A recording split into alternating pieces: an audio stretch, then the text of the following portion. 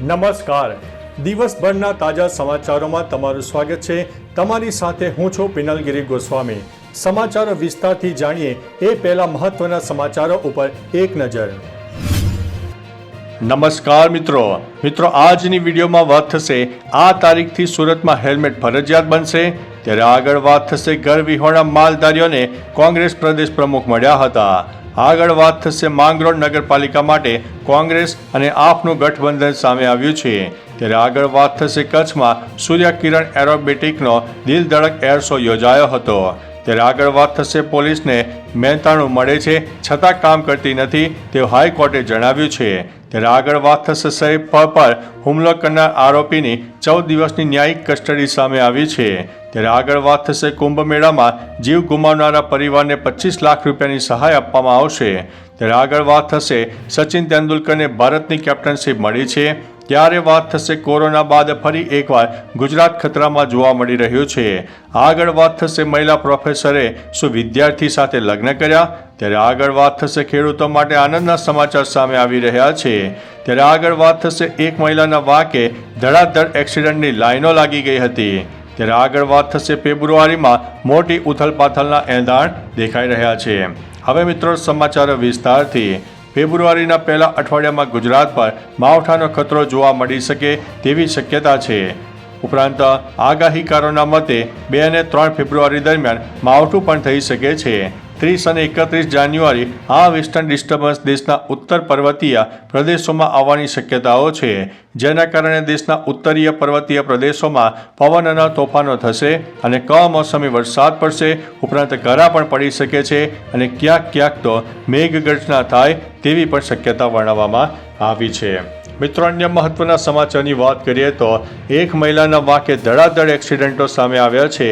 Social media પર એક video viral થઈ રહ્યો છે, જેમાં એક મહિલા સ્કૂટી લઈને અચાનક રસ્તા વચ્ચે આવી જાય છે, એટલે સામેથી આવતો એક બાઇક ચાલક અચાનક બ્રેક મારે છે। ત્યારબાદ તેની પાછળ આવતા બસ, ટ્રક, કાર એક પછી એક અથડાય છે। જોકે સદનસીબે આ ઘટનામાં કોઈને ઈજા થઈ નથી। જોકે વાહનોને નુકસાન થાય છે। ઘટના ક્યાંની છે તે સામે આવ્યું નથી। મિત્રો, અન્ય મહત્વના સમાચારની વાત કરીએ તો ખેડૂતો માટે આનંદના સમાચાર। કૃષિ મંત્રી રાઘવજી પટેલે ખાતરી આપી છે કે ખેડૂતો પાસેથી તુવેર પાકની પૂરતા પ્રમાણમાં ખરીદી કરવામાં આવશે। ખરીદી માટે રાજ્ય સરકાર દ્વારા તમામ આગોતરું આયોજન હાથ ધરવામાં આવ્યું છે। રાજ્યમાં તુવેર પકવતા ખેડૂતોને ખરીદીનો મહત્તમ લાભ લેવા માટે પણ કૃષિ મંત્રીએ અનુરોધ કર્યો છે। ટેકાના ભાવે તુવેરનું વેચાણ કરવા ઈચ્છુક ખેડૂતોએ આગામી 3 થી 20 ફેબ્રુઆરી 2025 સુધીમાં ઓનલાઈન નોંધણી કરાવવાની રહેશે। મિત્રો, અન્ય મહત્વના સમાચારની વાત કરીએ તો મહિલા પ્રોફેસરે વિદ્યાર્થી સાથે કર્યા છે લગ્ન। પશ્ચિમ બંગાળના નાદિયામાં મૌલાના અબ્દુલ કલામ આઝાદ ટેકનિકલ યુનિવર્સિટીના એક પ્રોફેસરે ક્લાસમાં જ એક વિદ્યાર્થીની સાથે લગ્ન કર્યા હતા। વિદ્યાર્થીઓની આ અનોખા લગ્નની વિધિઓ પૂર્ણ કરી વિડીયો વાયરલ થયા બાદ યુનિવર્સિટીએ બંનેને રજા પર મોકલી દીધા હતા અને તપાસ શરૂ કરી છે। જોકે આરોપી પ્રોફેસરે તેને સાયકો ડ્રામા પ્રોજેક્ટનો ભાગ ગણાવ્યો હતો અને કહ્યું કે મનોવિજ્ઞાન વિજ્ઞાનની છબી ખરાબ કરવા માટે આ વિડીયો લીક કરવામાં આવ્યો છે। મિત્રો, અન્ય મહત્વના સમાચારની વાત કરીએ તો કોરોના બાદ ફરી એકવાર ગુજરાત ખતરામાં જોવા મળ્યું છે। જામનગરમાં ફરી કોંગો રોગનો વાયરસ દેખાતા ફફડાટ વ્યાપી ગયો છે। જામનગર શહેરમાં પંચેશ્વર ટાવર વિસ્તારમાં રહેતા 50 વર્ષીય એક આધેડનું કોંગો ફીવરને કારણે મૃત્યુ થતાં આરોગ્ય તંત્રમાં દોડધામ વ્યાપી ગઈ છે। જામનગર મહાનગરપાલિકાનું આરોગ્ય તંત્ર પણ હરકતમાં આવ્યું છે। સંક્રમિત દર્દીના રહેણાંક વિસ્તારમાં દવાના છંટકાવ તેમજ સર્વે સહિતની કામગીરી હાથ ધરવામાં આવી છે। મિત્રો, અન્ય મહત્વના સમાચારની વાત કરીએ તો સચિન તેંડુલકરને ભારતની કેપ્ટનશીપ મળી છે। ઇન્ટરનેશનલ માસ્ટર્સ લીગ ક્રિકેટની બીજી સિઝનનું શેડ્યુલ જાહેર કરવામાં આવ્યું છે, જે 22 ફેબ્રુઆરીથી શરૂ થશે અને ફાઇનલ મેચ 16 માર્ચે રમાશે। આ ટુર્નામેન્ટમાં કુલ 6 સભ્યોની ટીમો હશે। ભારતીય ટીમનું નેતૃત્વ સચિન તેંડુલકર કરશે, જ્યારે બ્રાયન લારા વેસ્ટ ઇન્ડિઝ ટીમની કમાન સંભાળતા જોવા મળશે। લાઈવ સ્ટ્રીમિંગ હોટસ્ટાર અને જીઓ ઉપર કરવામાં આવનાર છે। મિત્રો, અન્ય મહત્વના સમાચારની વાત કરીએ તો કુંભ મેળામાં જીવ ગુમાવનારા પરિવારને 25 લાખ રૂપિયાની સહાય આપવામાં આવશે। કુંભ મેળાની ભાગદોડ દુર્ઘટનામાં લગભગ 30 લોકોના મૃત્યુ થયા છે. સીએમ યોગીએ ઘટનાની પ્રતિક્રિયા આપી છે.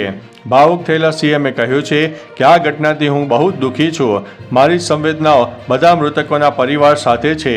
તેમણે મૃતકોના પરિવારજનોને 25 લાખ રૂપિયાની આર્થિક સહાય કરવાની જાહેરાત કરી છે. સાથે સમગ્ર ઘટનાની ન્યાયિક તપાસ માટે આદેશો પણ આપ્યા છે. મિત્રો, અન્ય મહત્વના સમાચારની વાત કરીએ તો સૈફ પર હુમલો કરનાર આરોપીની 14 દિવસની ન્યાયિક કસ્ટડી. સૈફ અલી ખાન પર હુમલા કેસમાં ધરપકડ બાદ શરીફુલ ઇસ્લામને મુંબઈની બાંદ્રા કોર્ટમાં રજૂ કરવામાં આવ્યો હતો. કોર્ટે આરોપીને 14 દિવસની ન્યાયિક કસ્ટડીમાં મોકલી દીધો છે. પોલીસ અધિકારીઓનું કહેવું છે કે તેમણે આરોપીઓ વિરુદ્ધ પૂરતા અને મજબૂત પુરાવા એકત્રિત કર્યા છે. મિત્રો, અન્ય મહત્વના સમાચારની વાત કરીએ તો પોલીસને મહેનતાણું મળે છે છતાં કામ કરતી નથી તેવું હાઈકોર્ટ જણાવી રહ્યું છે. ખાણીપીણીની લારીઓ દ્વારા કરવામાં આવેલા દબાણ મામલે પણ હાઈકોર્ટ નારાજ હતી. દબાણો દૂર કરવામાં આવે છે તેના થોડા જ સમયમાં ફરીથી દબાણ થઈ જાય છે. તેમણે હાઈકોર્ટને જણાવ્યું હતું કે હાઈકોર્ટે કહ્યું છે કે પોલીસને કામ કરવામાં મહેનતાણું મળે છે તેમ છતાં કામગીરી કરતી નથી. સરકારી વકીલે વધુ સમયની માગ કરતા હાઈકોર્ટે મૌખિક હુકમ લખાવ્યા બાદ મુદત આપતા 6 ફેબ્રુઆરીના રોજ સુનાવણી હાથ ધરાશે. મિત્રો, અન્ય મહત્વના સમાચારની વાત કરીએ તો કચ્છમાં સૂર્યકિરણ એરોબેટિકનો દિલધડક એર શો જોવા મળ્યો છે. અબડાસા તાલુકાના યાત્રાધામ પિંગલેશ્વર દરમિયાન કિનારે ભારતીય વાયુસેનાના સૂર્યકિરણ એરોબેટિક ટીમે શાનદાર એર શોનું આયોજન કર્યું. પિંગલેશ્વર મહાદેવ મંદિર ઉપરથી સુખોઈ અને જગુઆર વિમાનોને ઉડાન ભરી હતી અને આકાશમાં તિરંગાના રંગોની છોડો સાથે અદ્ભુત પ્રદર્શન જોવા મળ્યું. હાજર કચ્છ માળુ સહિતના દેશના નાગરિકોના દિલ પણ જીતી લીધા હતા. મિત્રો, અન્ય મહત્વના સમાચારની વાત કરીએ તો માંગરોળ નગરપાલિકા માટે કોંગ્રેસ અને આપનું ગઠબંધન સામે આવ્યું છે. નગરપાલિકાની ચૂંટણીમાં આમ આદમી પાર્ટી અને કોંગ્રેસે ગઠબંધન કર્યું છે. માંગરોળ નગરપાલિકાની કુલ 36 બેઠકો માટે યોજાનારી ચૂંટણીમાં બંને પક્ષો વચ્ચે સીટની વહેંચણી થઈ ગઈ છે. આમ આદમી પાર્ટીના પ્રભારી પિયુષ પરમાર અને પૂર્વ પ્રમુખ મોહમ્મદ હુસેન ઝાલાએ પ્રેસ કોન્ફરન્સમાં કરી હતી. નગરપાલિકા 9 વોર્ડની કુલ 36 બેઠકોમાંથી કોંગ્રેસ 23 બેઠકો પર અને આમ આદમી પાર્ટી 13 બેઠકો પર ચૂંટણી લડશે. મિત્રો, અન્ય મહત્વના સમાચારની વાત કરીએ તો ઘર વિહોણા માલધારીઓને કોંગ્રેસ પ્રદેશ પ્રમુખ મળ્યા છે. ઓઢવમાં રબારી વસાહતમાં અમદાવાદ મ્યુનિસિપલ કોર્પોરેશન દ્વારા ડિમોલેશન કરીને અનેક માલધારીઓના મકાન તોડી પાડવામાં આવ્યા છે. જેને લઈને કોંગ્રેસના પ્રદેશ પ્રમુખ શક્તિસિંહ ગોહિલ ઘર વિહોણા થયેલા લોકોને મળવા પહોંચ્યા હતા.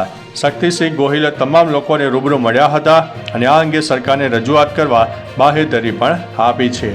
મિત્રો, અન્ય મહત્વના સમાચારની વાત કરીએ તો આ તારીખથી સુરતમાં હેલ્મેટ ફરજિયાત.